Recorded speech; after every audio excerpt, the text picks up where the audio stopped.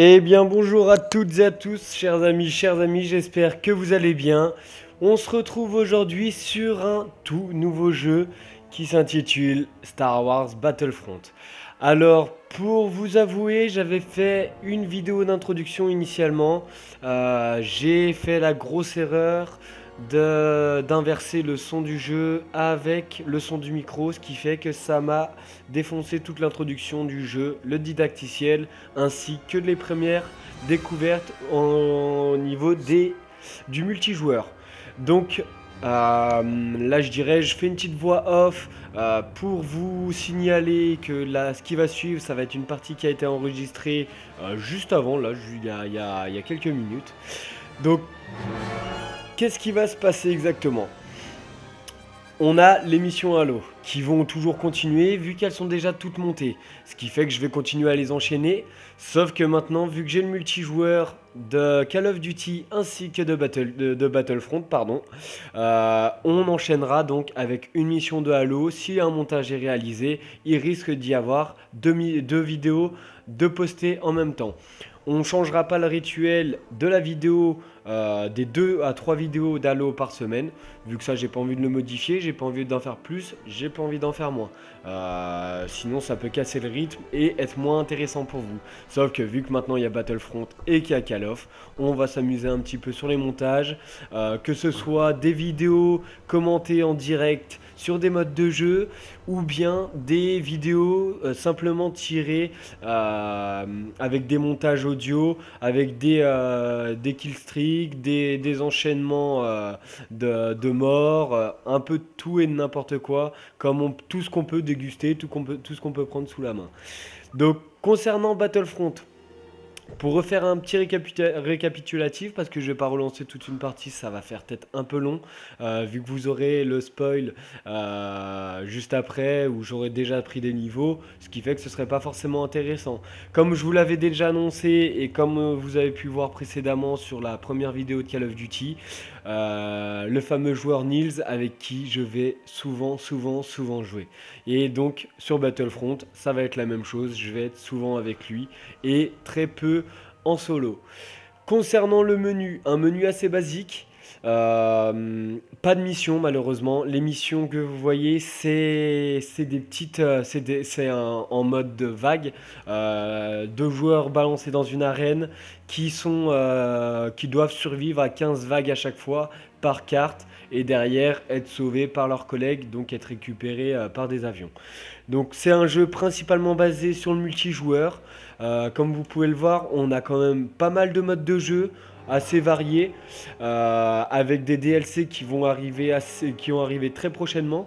J'en profitais de faire la vidéo tout de suite, vu qu'avec les DLC, les fêtes de Noël, beaucoup d'entre vous vont vouloir jouer à différents jeux, et c'est quand même pour vous changer du Call of et du Battlefield, je vous conseille réellement Battlefront.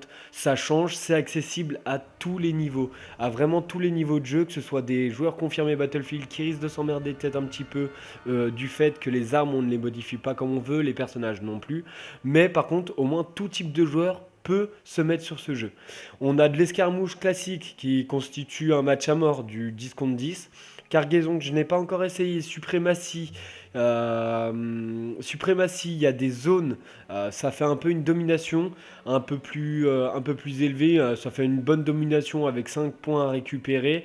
L'attaque des marcheurs qui consiste à avoir une attaque défense, l'attaque des Stormtroopers avec les gros marcheurs qu'il faut le stopper.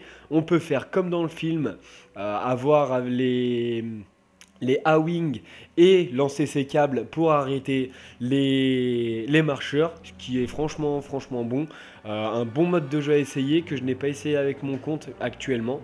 Zone de largage, c'est une balise qui est balancée en plein milieu de la carte, enfin un peu aléatoirement sur la carte, qui est à sauver. Et derrière, faut en gros capturer le plus de zones pour remporter la victoire. Track du héros que je n'ai pas encore essayé. Course au droïde non plus.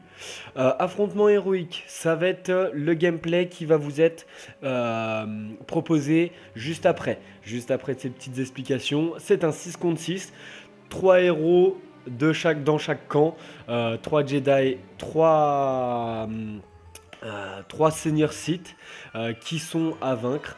Enfin, senior site, Boba Fett n'est pas un senior site, donc ça je vous l'expliquerai entre manches dans le gameplay suivant, mais qui est un de mes modes de jeu favoris après l'escarmouche. Que dire de plus? Au niveau de la collection, on a le diorama, donc ça consiste un peu en un diaporama, où c'est une collection de figurines, une scène déjà préparée et des figurines à collectionner et à débloquer. Donc ça, je ne sais pas encore pour le moment comment on les débloque, j'ai pas spécialement regardé.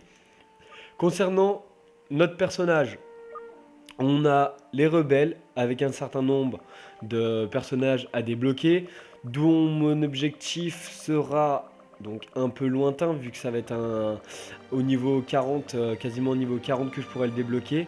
C'est le petit Rodian avec ses petits yeux globuleux là. J'aimerais bien le débloquer et ainsi que dans les soldats impériales qui va être un Stormtrooper Black.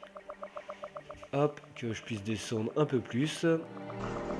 Voilà, le Shadow Stormtrooper. Ça va être mes deux objectifs principaux dans ce jeu. Je vais avoir de la marge étant donné que je ne suis que niveau 7. C'est ce que vous pouvez voir en haut à droite.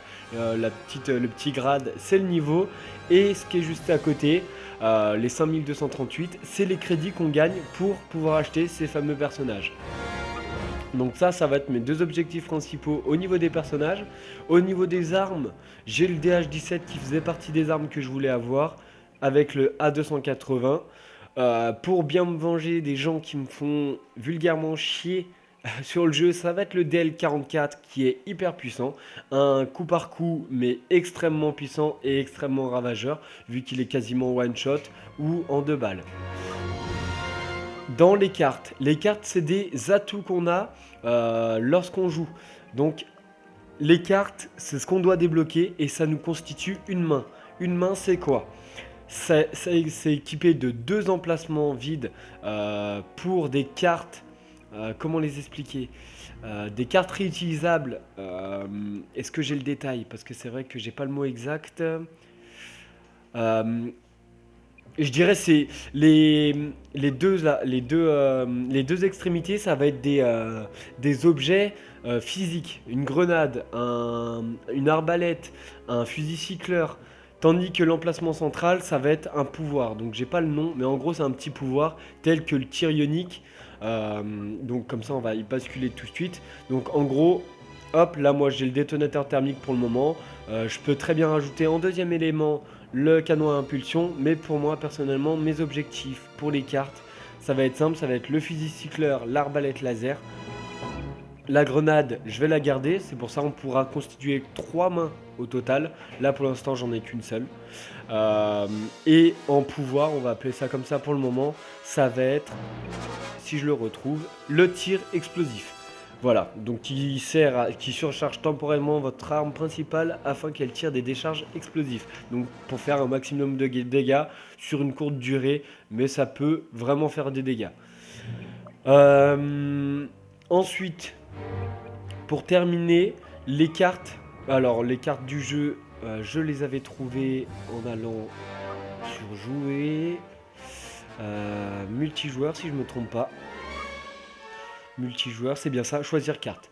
Au niveau des cartes, nous sommes sur 1, 2, 3, 4, 5, 6, 7, 8 cartes au total, dont... Ah non, 9 cartes, pardon. 9 cartes au total, dont une téléchargeable et avec d'autres cartes qui vont être amenées par la suite sur le jeu avec les DLC qui sont promis assez prochainement et dont je n'ai pas encore les dates.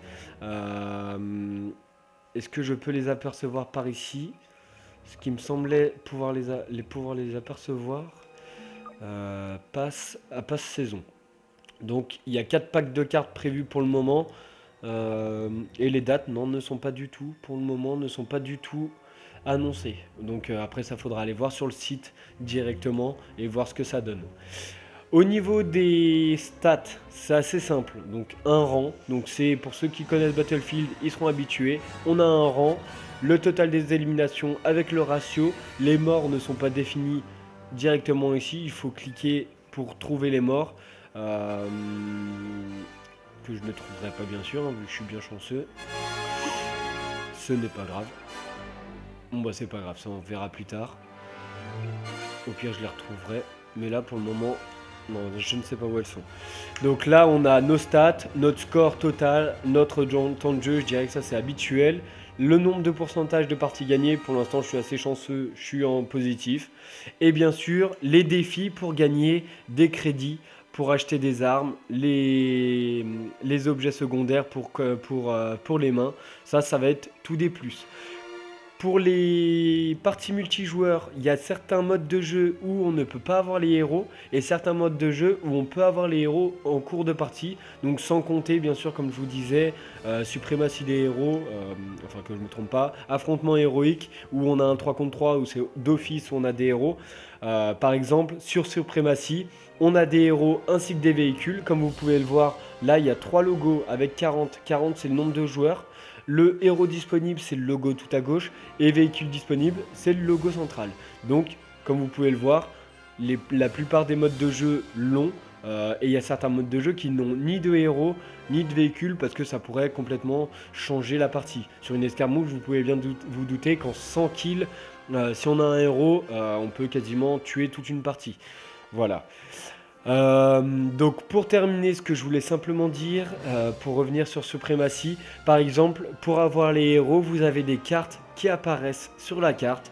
Donc je les ai plus en tête, ça doit être le logo que vous voyez actuellement, qui nous incite à aller donc sur la carte et pour débloquer 3 des héros actuellement disponibles, vu qu'il y a 3 héros Jedi et 3 héros des forces de l'ombre, des seigneurs Sith.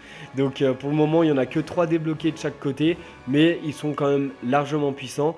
Et c'est la même chose pour les vaisseaux, qui constituent une arme quand même redoutable quand on arrive à les contrôler, et qui sont du même effet où c'est un logo pour les A-Wing, les X-Wing, les vaisseaux, les hurleurs.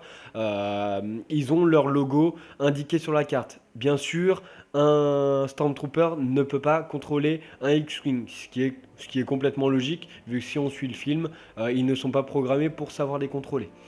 Voilà, donc sans plus attendre, on va faire une petite transition pour que vous puissiez donc avoir directement le gameplay qui vous était promis.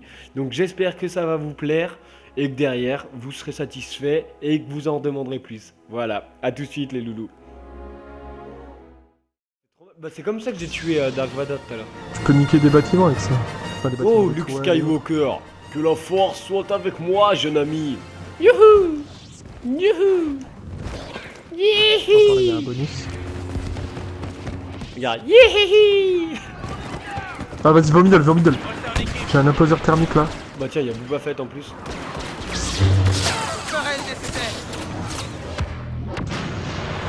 Putain, j'ai vu. Oh putain. Je suis en duel avec Boba Fett.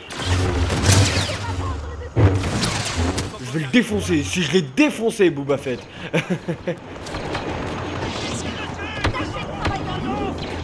Ah la Wagba.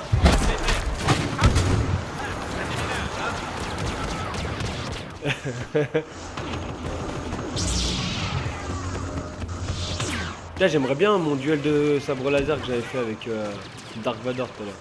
Ça faisait kiffant.